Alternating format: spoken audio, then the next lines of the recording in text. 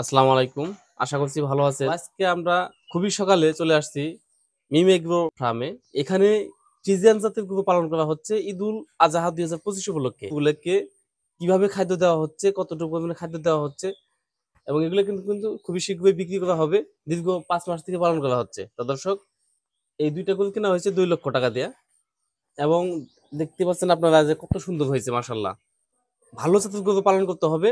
তাহলে কিন্তু আপনি বেশি লাভবান হতে পারবেন। আজকে আমরা ফ্রিজিয়ান জাতের গরুর আদ্যপান্ত জানবো। চলুন দেখে আসি। ও ধানের গুঁড়া? দেশি ধানের গুঁড়া।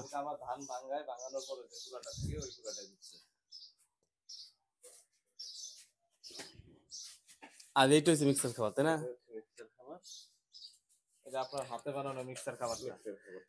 এটা কয়টা উপাদান দেওয়া হয়েছে? ৪টা-৫টা না? ৪-৫টা উপাদান দিয়ে মিক্সার খাবার বানানো হয়েছে হাতে।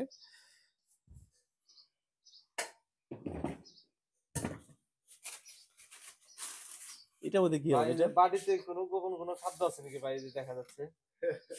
হ্যাঁ?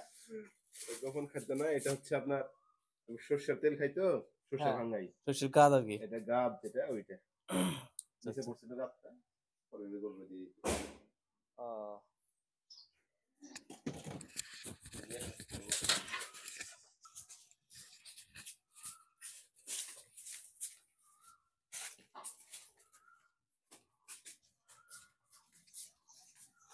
দেখুন দর্শক, এইভাবে প্রতিদিন সকালবেলা তাদেরকে খাদ্য দেওয়া হয়।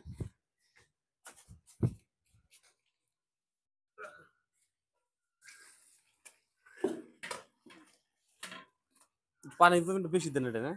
গাবি গরু তো পানি একটু আচ্ছা, বেশি খাওয়ার লাগে। গাভী গরুর জন্য একটু পানি বেশি দেওয়া হচ্ছে। এটা হচ্ছে গাভী।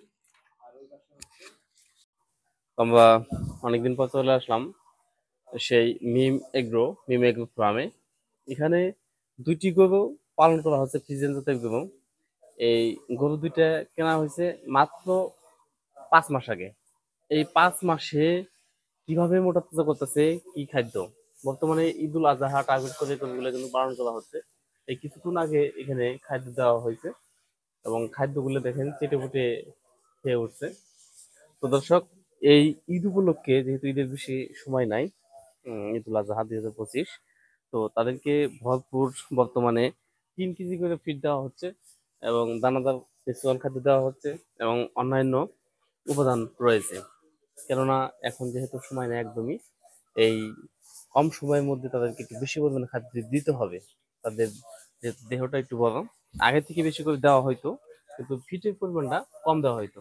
দানাদার খাদ্যর পরিমাণটা একটু বেশি দেওয়া হয়তো, মানে মিক্সার খাদ্যটা যেটা রয়েছে যে হাতে বানানো সেটা দেওয়া হয়তো, কিন্তু ফিটের পরিমাণ এই ঈদ উপলক্ষে ২ মাস থেকে ৩ কেজি করে মারা হচ্ছে। তো দর্শক দর্শক এই আপনার ফ্রিজিয়ান জাতের গরুগুলা পালন করতে গেলে একটু ব্যয়বহুল বেশি, কেননা তাদের খাদ্য দিতে হবে বেশি। খাদ্য যদি পর্যাপ্ত পরিমাণে দিতে পারেন তাহলে আপনি ফ্রিজিয়ান জাতের গরু পালন করতে পারবেন। দেখুন মাশাআল্লাহ, অনেক সুন্দর। আপনারা যে দেখতে পাচ্ছেন এখন সকালবেলা, প্রতিদিন সকালে এইভাবে খাদ্য দেওয়া হয় এবং বিকেল টাইমে মানে ৩টার দিকে আবার খাদ্য দেওয়া হয়। মানে এই খাদ্য দেওয়ার পর কিছু পরিমাণে খেয়াল দেওয়া হবে। খেয়াল খাওয়ানোর পর তারা রেস্টে থাকবে।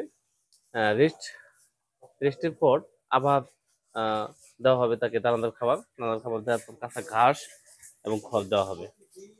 দর্শক দেখুন, এবং এই গরুগুলোকে বর্তমানে কিন্তু ২ বার গোসল করানো হচ্ছে, কেননা ফ্রিজিয়ান জাতের গরু এমনি কিন্তু তাদের শরীর অনেকাংশেই হিট থাকে। এই জন্য কিন্তু তাদেরকে প্রতিদিন ২ বার বেলা গোসল করানো হচ্ছে। মাশাআল্লাহ দেখুন। আর দেশাল জাতের গরুগুলো কিন্তু বেশি একটা তাদের শরীরে হিট লাগে না, এগুলোকে একবেলা গোসল দিলে যথেষ্ট। কিন্তু অবশ্যই ফ্রিজিয়ান জাতের গরুকে আপনি ২ বেলা গোসল করাবেন। মাশাআল্লাহ দেখুন, পিছনের সাইডটা আপনাদেরকে দেখাচ্ছি। এটা কত সুন্দর। দেখেন পিছনে একদম যে মাংস লাগার পরিপূর্ণভাবে মাংস লাগছে মাশাআল্লাহ। দেখুন এই যে পরিপূর্ণভাবে একদম মাংস লাগছে। এখানে আর কোনো কমতি নাই। একদম পরিষ্কার পরিচ্ছন্ন করা হইলো সকালবেলা।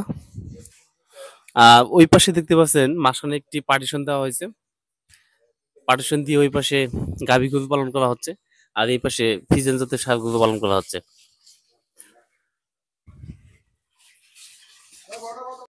হ্যাঁ দর্শক, আপনারা দেখতে পাচ্ছেন এদিক দিয়ে চুন ছিটিয়ে দেওয়া হইলো, কেননা একদম পরিষ্কার পরিচ্ছন্ন রাখার জন্য। পাশাপাশি দেখতে পাচ্ছেন এই যে পুকুরে, যেহেতু এই খামারের ময়লা আবর্জনা গুলা এই পুকুরে যাচ্ছে, এই জন্য কিন্তু এই পুকুরে সকালবেলা দেখতে পাচ্ছেন চুন ছিটানো হইতেছে। কিন্তু চুন দিলে মোটামুটি পানিটা পরিষ্কার হবে, পরিষ্কার পরিচ্ছন্ন হবে, এবং মাছের কোনো ক্ষতি হবে না। যেহেতু এই আবর্জনা গুলা পুকুরে যাচ্ছে, ময়লাগুলো পুকুরে যাচ্ছে, এই জন্য কিন্তু এই কাজটা করা হইতেছে।